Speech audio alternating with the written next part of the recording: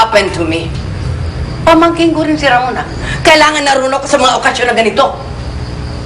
Tita, di ba tinakwil na kayo? Remember? Sa bagay.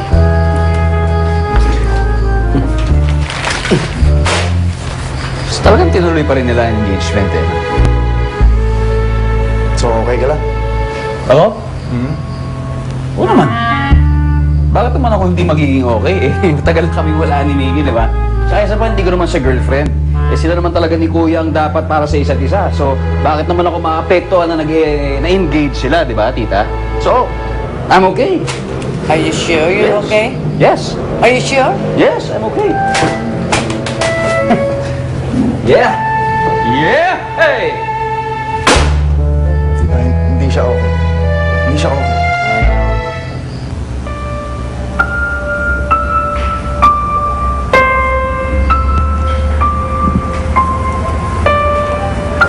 Nikki, Yes, Papa. may bisita ka.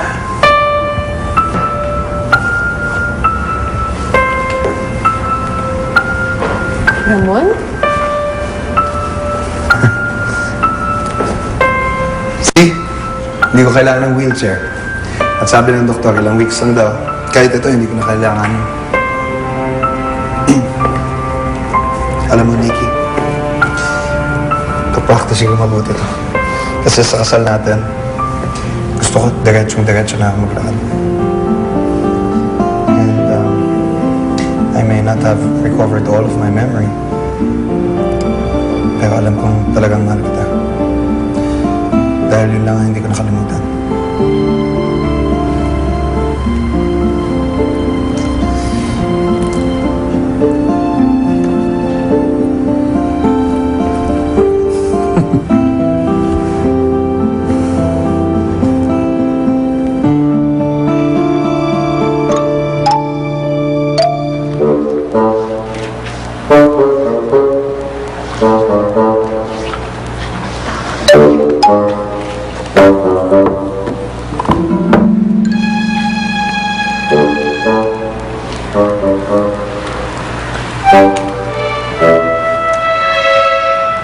Siguro naman, te, hindi mo magugustuhan si Sir Kenneth kung masama ugali niya, di ba? Pero alam mo, iba yung babaeng kasama niya nun sa Viga. At alam mo ba na hinalikan din niya ako doon? Mag-jowa na kaya kayo nun? Naku, sana naman hindi pa. Pero kung sakali, abay, huwag kang magalit sa akin. Hindi ko naman kasalanan. Hindi ko alam eh. Nakita namin si Sir Kenneth sa loob. Malungkot. Andun siya nag-work. Maginit ang julo. Pasayahin natin. May idea ka? Halika, dali, dali! Maloko tong mga baklang to. Moment ko to eh.